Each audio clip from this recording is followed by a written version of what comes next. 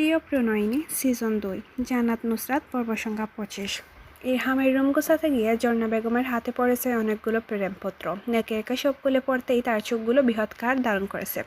শুধু কোটর থেকে বেরিয়ে আসার পূর্বক্ষণ মাত্র গুলগুল চোখে মনোযোগ সহকারে কতক্ষণ অবকলন করলেন চিঠিগুলো। নতুবা নাইট স্ট্যান্ড থেকে ফোন হাতে নিয়ে দ্রুত হাতে কল লাগালেন নুসরাতকে। প্রথমবার কল দেওয়ার পর নুসরাত কল পিক করল না। ঝর্ণা বেগম এত মোটেও বিরক্ত হলেন না। ধৈর্য সহকারে আবারও কল লাগালেন নুসরাতের নাম্বারে। এটা নুসরাতের বদ অভ্যাস, প্রথমবার কলে কারোর কল ধরবে না, তৃতীয় কলের প্রথম রিং হতেই ধরবে।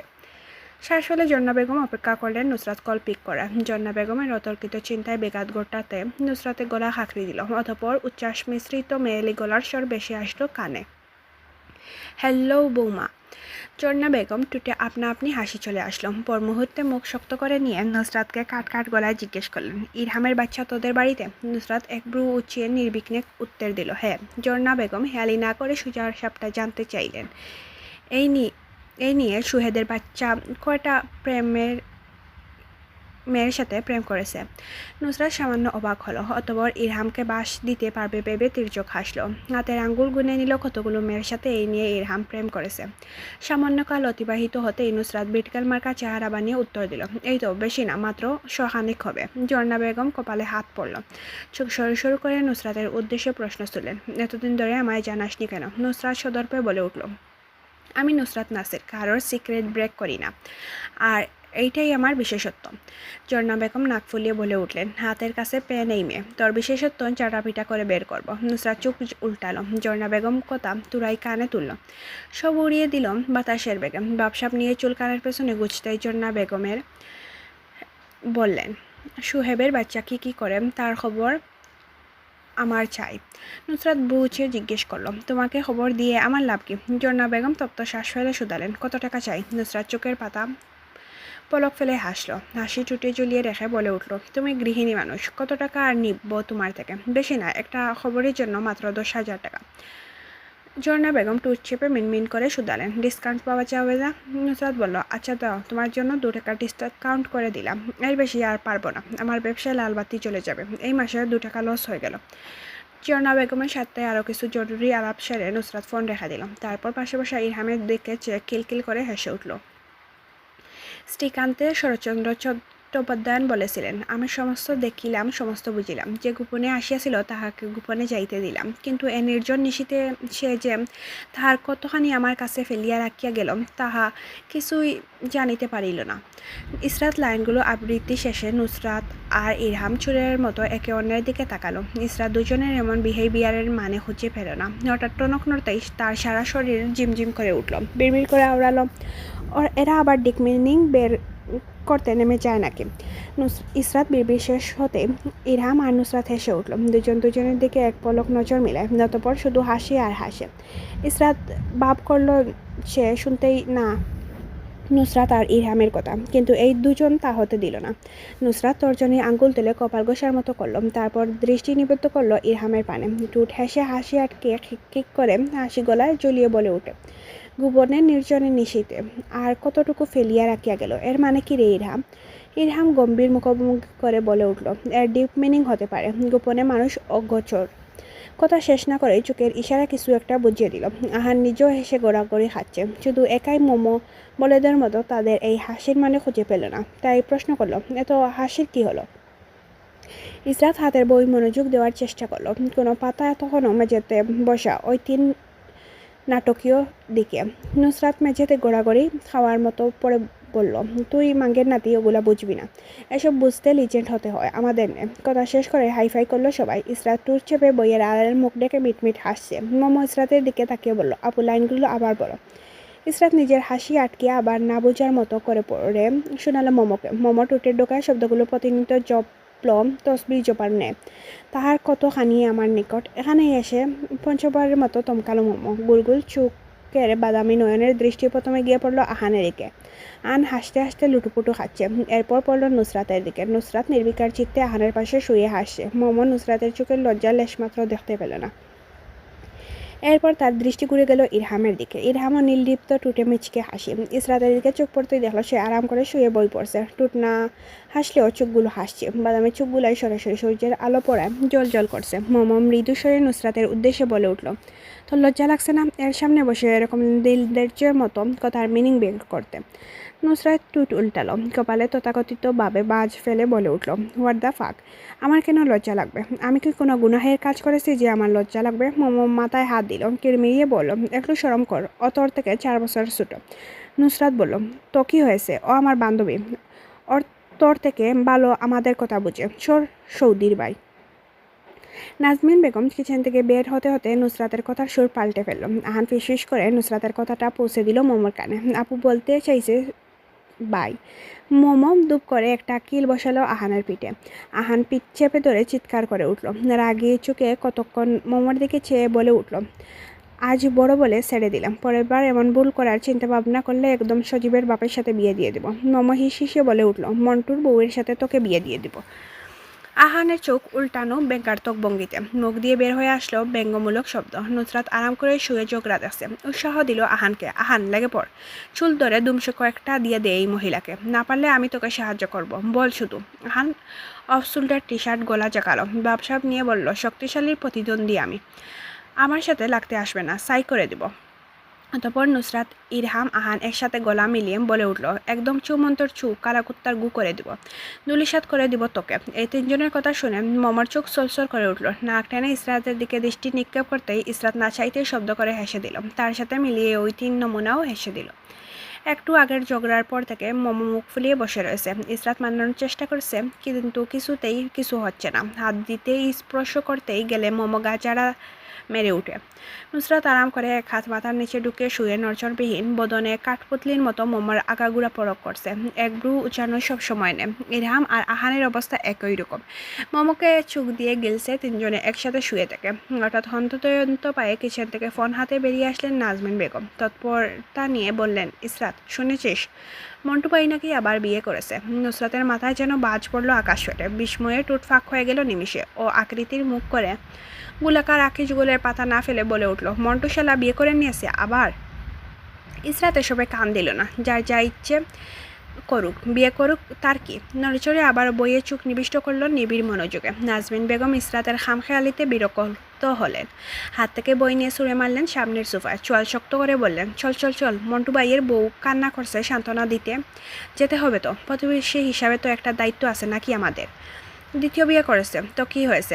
আব্বু করে নাই বিয়ে, আর এরকম অদ্ভুতভাবে কামছো কেন? এত তৎপর হওয়ার মানেই বাকি। এমন ভাব করছো আম্মু যেন আব্বুই দ্বিতীয় বিয়ে করে তোমার জন্য সত্যি নিয়ে আসছেন। ইসরাতের কথা বলে না বললে, কিন্তু যখন বলল তখন নাজমিন বেগমের মাথায় বাজ ফেলে দেওয়ার মতো একটা সম্পূর্ণ বাক্য বলল।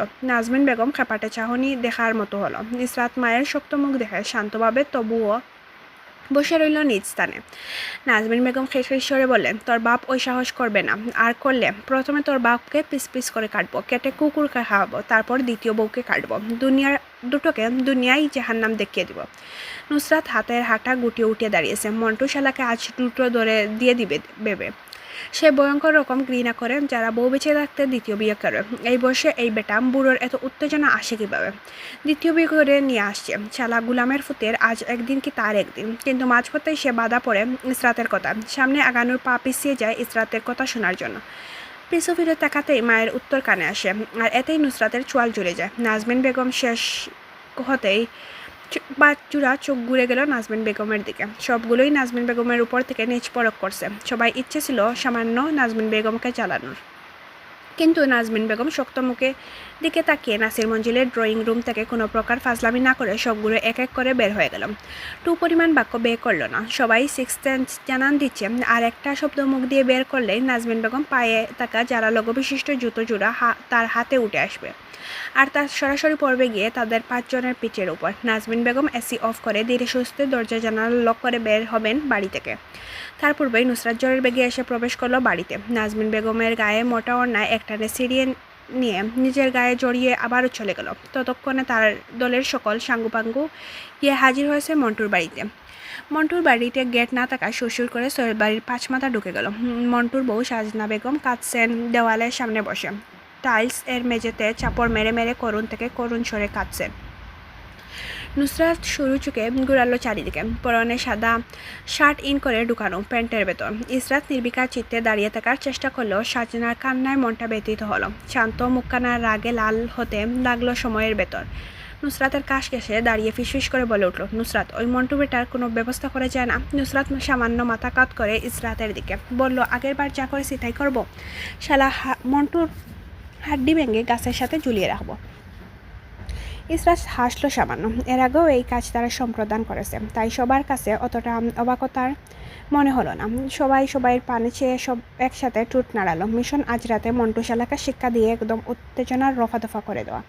নুসরাতের পাশে দাঁড়ানো মোমো হা করে সাজনার দিকে তাকিয়ে আছে। নুসরাত ভেবে ভেতরে বিপরে হেসে নিয়ে ফিসফিস করে বলল, তোকে বলছিলাম মোমো মন্টু শালাকে বিয়ে করে নে, কিন্তু তুই আমার একটা কথাও শুনিলা। আর যদি আমার কথা শুনতি তাহলে মন্টু শালার সব ফল গাছ আমার হতো, আর তুই মন্টুর ঘরে রাজ করতি। রাজ।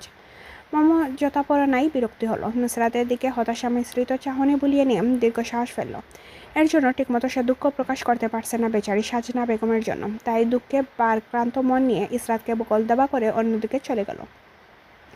আহান আর ইরহামকে সুহেজ ডেকে পাঠিয়েছেন, তাই তারা অনেক আগেই চলে গিয়েছে। নুসরাত একা ওখানে দাঁড়িয়ে থেকে চোরের মতো আশপাশ দেখল। কোনো ফল গাছে কোনো ফল আছে, আর কোন পজিশনে গেলে সেই ফল সে আরাম করে চুরি করতে পারবে। চোরের মতো মুখভঙ্গি বানিয়ে 2 হাত ফর্মাল প্যান্টের পকেটে ঢুকে হিসাব কষতে লাগলো কীভাবে কী করবে। হেলাল সাহেবের সাথে আরও সার জাইন দাঁড়িয়ে নিজাম শিকদার গিয়ে সৈয়দ বাড়ির সবাইকে নিয়ে আসছেন। বাড়ির কর্তীরা ভেতরে। সাজনাকে সান্ত্বনা দিতে আসলেও এখন তারা দলবদ্ধ হয়ে নিজেদের ভেতর গল্প করতে ব্যস্ত হয়ে পড়েছেন। হেলাল সাহেব বিপরীত দিকে নুসরাত দাঁড়িয়েছিল। আকর্ষণ নুসরাতকে দাঁড়িয়ে আশপাশ দেখতে দেখে মেয়েটার নজর কাড়ল উনার। মেয়েলি শান্তশিষ্ট মুখখানা দেখলেন কুটিয়ে কুটিয়ে। নিজের মনের বিরুদ্ধে গিয়ে বলতে বাধ্য হলেন, নাসিরের মেয়ে দুটোর গঠন দেখতে মাশাল্লাহ। হেলাল সাহেবের এমন প্রখর দৃষ্টি নুসরাত সেকেন্ডের ভেতর বুঝে গেল নিজের উপর। সময় ব্যয় না করে কোন দিক থেকে চোখ না ফেলে সোজাসুজি হেলাল সাহেবের দিকে সরু সরু চোখে তাকালো। হেলাল সাহেব চট করে নিজের চোখ সরিয়ে নিলেন, বিড়বিড় করে আওড়ালেন, তাকায় কীভাবে? আরও শটান হয়ে দাঁড়িয়েছিল। হেলাল সাহেবের চোখ অনুসরণ করে তাকাতেই নুসরাত দৃষ্টি সীমানায় পড়ল। আরশের পাশ থেকে কিছু একটা বিড়বিড় করে হেলাল সাহেব চলে যাচ্ছেন। আরও সেই সুযোগ নিল, বড় বড় পা ফেলে এগিয়ে এলো নুসরাতের দিকে। কাছে এসে গায়ে গা লাগিয়ে দাঁড়ালো। নুসরাত মাথা উঁচিয়ে উপরে তাকাতেই আরশের সাথে চুকাচুকি হলো। ছুটামদেহি লোকটা এক হাতে কপালের উপর তাকা চুল টেলে পেছনে সরিয়ে ব্রু নাচালো সামান্য। আরশ বলল, ভাবছি দ্বিতীয় বিয়ে করে নিব। নুসরাত টুট বাঁকা, ব্যঙ্গ কণ্ঠে শুধায়, সত্যি? আম ড্যাম শিওর, এবার বিয়ে করবই। এভাবে আর কতদিন? নুসরাত আরশের দিকে এমনভাবে তাকালো যেন আস্ত গিরে নিবে। পলক না ফেলে আরশের কথায় চুপচাপ মনোযোগ সহকারে শ্রবণ করলো। জানতে চাইল, কিভাবে, কতদিন? আরশ আবার লঘু স্বরে নির্বিকার সহিত বলল, আর কতদিন কুমার থাকবো? যৌবন জীবন সবই তো এক এক করে চলে যাচ্ছে তোর অপেক্ষায়। নুসরাত দিমি সুরে শুধায়, দ্বিতীয় বিয়ে করবেন? আরশ সূক্ষ্ম চোখে নুসরাতের মুখের পরিবর্তন দেখলাম, ধীরে ধীরে যা অস্বাভাবিক বর্ণ ধারণ করেছে। বলল, হ্যাঁ বিয়ে করব। আর কত বছর বউয়ের অভাবে থাকবো? আমি আবার তোর অপেক্ষায় কুমার মরতে চাই না। শেষ বয়সে যদি তুই আসিস তাহলে তোকে নিয়ে সংসার করব। এখন না হয় দ্বিতীয় বিয়ে করে নেই। নুসরাত আবার শুধালো, দ্বিতীয় বিয়ে করবেন? এখনও চিন্তা ভাবনা করিনি, আজ বিকেল থেকে দ্বিতীয় বিয়ে নিয়ে চিন্তা ভাবনা শুরু করব। নুসরাত আওয়াজ নামিয়ে নিল, হেসে হেসে বলল, আপনি যতক্ষণে দ্বিতীয় বিয়ের চিন্তা ভাবনা করবেন ততক্ষণে আপনাকে জিন্দা পুঁতে ফেলার ব্যবস্থা করে ফেলবো। এগেইন আই রিপিট দ্যাট, জিন্দা দাফন করবো, মাইন্ড ইট। আরশ বই পাওয়ার মতো ভাব করলো, বলল, এখন তো মনে হচ্ছে দ্বিতীয় বিয়ে করেই জরুরি। নুসরাত গলার আওয়াজ হাতে নামিয়ে নিয়ে বলে, মরার শখ জেগেছে আপনার? জাগলে বলুন, আমি নুসরাত নাসির আপনাকে মৃত্যুর দুয়ার থেকে ঘুরিয়ে নিয়ে আসবো। আরশ প্রহর দৃষ্টি নুসরাতের মুখের দিকে বুলিয়ে নিয়ে বলে উঠল, মরার শখ জাগবে কেন? আমার দ্বিতীয় বিয়ের শখ জেগেছে। আর কতদিনই বা থাকবো কুমার? এবার কুমারত্ব ত্যাগ করতেই হবে। নুসরাত দিমিসরে অত্যন্ত মূলায়নতা আনলো কণ্ঠে, তর্জনীর আঙ্গুল দিয়ে আরশের কপালে ধাক্কা দিয়ে তাতে দাঁত চেপে মিষ্টতার সঙ্গে আওড়ালো, এটা আমার শেষ কথা। ভালো করে আপনার এই গিলুহীন মাথায় ঢুকিয়ে নেন। আরেকবার দ্বিতীয় বিয়ের কথা মাথায় আনলে চেহারার নকশা এমনভাবে পাল্টাবো, আয়নার সামনে দাঁড়ালে নিজেকে নিজেই চিনতে পারবে না। And that's the most important thing, আমি যদি গুণাক করে টের পাই আমি থাকতে অন্য কোনো মহিলার দিকে চোখ তুলে তাকিয়েছেন আপনি, তাহলে আপনাকে খুন করে আপনার লাশ আমি নিজ হাতে দাফন করব। একটা কাকপক্ষীও টের পাবে না আপনার লাশ আমি কোথায় দাফন করছি।